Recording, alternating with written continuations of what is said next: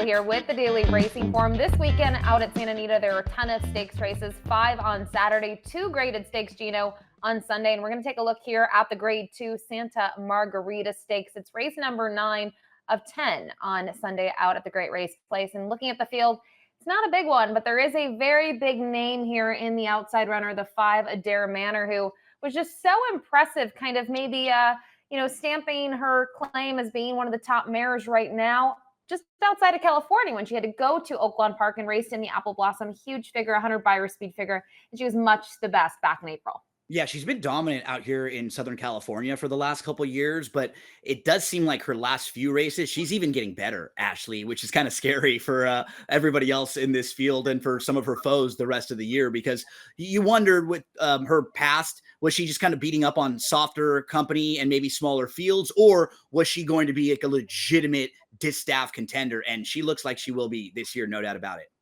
Yeah, and outside of her, when you look at the 4 others, there's horses such as Blue Dream Machine, and maybe a lot getting thrown at her very soon in just her now 3rd start. And then you have horses such as the number 2 Super Shine, who's maybe a little bit of a sneaky horse, second behind Coffee in Bed, who she faces again in this field. But listen, it was her first start outside of Argentina. Yeah, and she's a multiple group stakes winner. She's really, really fast too. I think the way that race shaped up, she was very impressive in defeat. To me, I think if you're trying to bet this race, she might be the horse that has the most value, that actually gives you an opportunity to make a wager in here. Otherwise, if you feel like Adare Manor is the standout, this might be one of those races where you're watching a little bit more, or since it's at the end of some of the exotics, maybe you have to pick and say, is this a race where you single, or maybe you just go short in multi-exotics? And we move to the time form US pace projections now. And I don't think this is necessarily very shocking. I mean, it is a compact field, so things can somewhat change. But you can see here, Super Shina looks to be forwardly placed. And we saw that in her first start stateside. She was part of that early pace scenario. And you can see Adare Manor, let's be honest, Gino, she doesn't really like to be too far off. No, I don't think she'll be even this far, honestly. Maybe she'll be sitting 3rd, but like a close 3rd even. I wouldn't be shocked if they let Henny's Crazy Train get really aggressive from the inside. Maybe that one's a little bit closer than the pace projector has, just because that has worked well recently for Henny's Crazy Train. And in the small fields, sometimes you can get tactics a little bit different. I think Super Shine, though, is probably the most of the speeds, the one that I'm the most interested in. I think this is the horse who, if she's actually able to get a little bit of a jump on Adare Manor, she might be able to be a lot fitter this time. And I'm really interested in her because that body of work in Argentina was really, really good.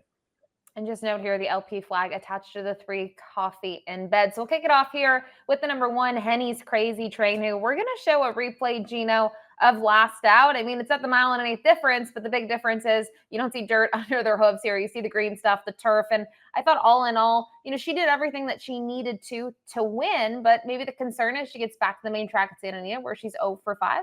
Yeah, and on paper that day, it didn't look like there was that much early speed. Like, that looked like a good spot for her to get out front, to kind of slow things down. She'll have at least one other speed foe, probably right to her outside, that I think might even be a little bit quicker than her. So that, to me, is going to really dictate this small field, this race. There's 3 horses that we could see all wanting to be kind of close to or on the lead. But in a small field, Ashley, I don't think all 3 of them are going to want to battle with each other. So they'll probably be pretty content with wherever they sort of stack up early. Can the one hold that position down on the inside? That would give her the best chance to hit the board in here to get some graded stakes placing, because I can understand why Connections would take a shot in a race like this. When you know it's going to be a small field, you have a horse who's in good form. You don't have to beat much to at least get a graded stakes placing and, give yourself a good opportunity moving forward into bigger and better.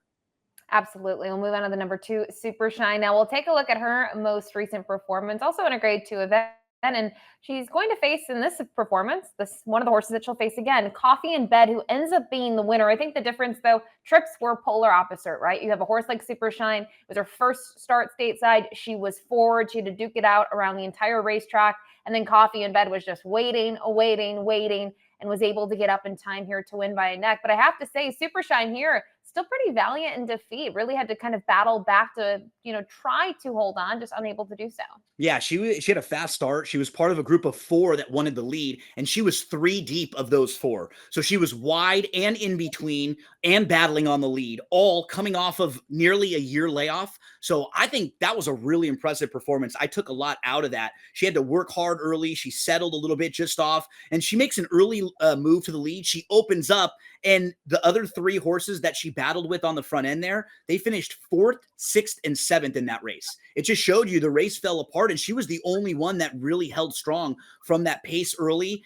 She's run 11 times in her career. She's been in the money in 10 of them, and the only time she wasn't, she was 4th, beaten a length and a half. So she's just about as honest as they come. I think looking at this race, I kind of know what all the other horses are except for her. I feel like she could maybe take a really big step forward and contend with the Adare Manor. I'm not quite sure if the rival right next door, Coffee in Bed, is up to that task because we've actually seen her face Adare Manor before. All right, so you've already kind of teed it up. Coffee in Bed, post position 3, was able to win last time out. We saw that in the replay just moments ago. 2 back, though, was nowhere near Adare Manor, who ended up being the runner-up. This one was 6th in a field of 7. I think some of the concerns I have, Gino, is when she's good, she's pretty good. It's just, when is she going to be good? She has a little bit of that good race, bad race syndrome kind of going on. They've tried different things with her, but I will say if the speed unfolds in front of her, she should be rolling late.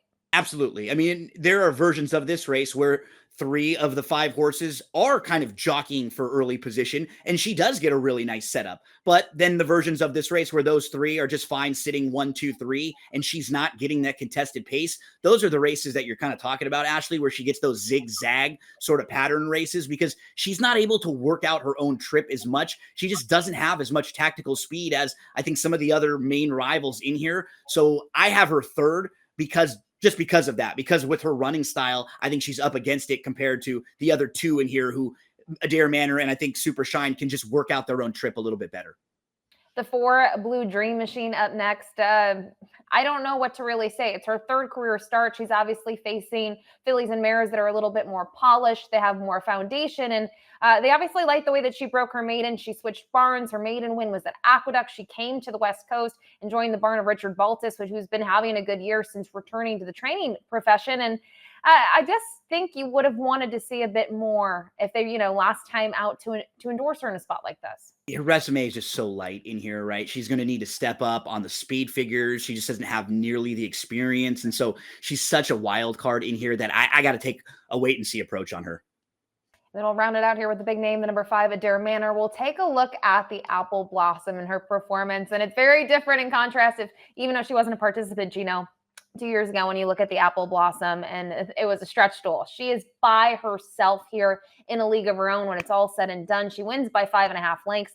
It was nice to see her return to the winner's circle. She had a couple of beats, a really toughness in the Beholder Mile, but when you see how she wins this, anything close to this, probably easy enough to take this field. Pretty easy.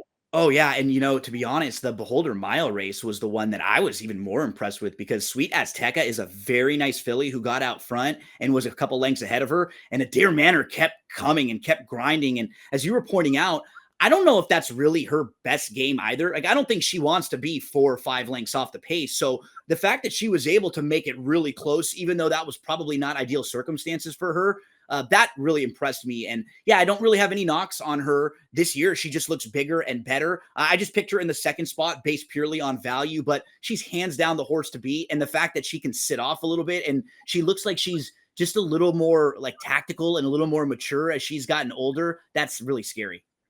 All right, well, you've already kind of ruined the spoiler here now as we go to top pick time. You did not use Adare Manor on top, but you end up going with the number 2, Super Shine, who there's a lot to like based on that first performance for the new connections. Yeah, I'm not really a poker player, Ashley. I have a hard time like holding it in. Christmas morning too, I'm the same way. Very rarely are you going to know by the end of the video. You will always know usually who I've picked at that point. But I think Super Shine is the one. 2nd start off the bench. That's the key for me. Can she just take that big step forward with a really good race under her? So I put her on top with Adare Manor, obviously, and then Coffee in Bed. She's just hoping for the trip up front. Yeah, you're going to try to get a little bit of a price, right? Obviously, Adare Manor will go off here as a heavy favorite, but I can't go against her, what we've seen in those last 2. She's really proven herself because I've always wanted to see her travel outside of California. I know they've tried it in the past, and it hasn't been her greatest performances, but to see that at Oaklawn Park, I thought it was truly special. So 5-3-2 for me and 2-5-3. We have the same 3 horses here at Gino in the Santa Margarita this Saturday at Santa Anita. Best of luck.